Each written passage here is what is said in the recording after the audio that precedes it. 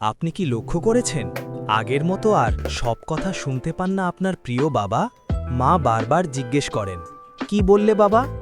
সময় বদলেছে, কিন্তু তাদের ভালোবাসা একটুও বদলায়নি। শুধু বয়সের কারণে তাদের কান একটু দুর্বল হয়ে গেছে। আর এই ছোট্ট সমস্যাটাই কখনো কখনো তৈরি করছে দূরত্ব। আপনি পাশে থাকলে হয়তো বুঝতেন, কিন্তু যারা প্রবাসে আছেন তাদের জন্য তো এই কষ্টটা আরও গভীর। তাই নিয়ে এলাম একটি ছোট্ট কিন্তু অসাধারণ সমাধান, হাই কোয়ালিটি হিয়ারিং এইড।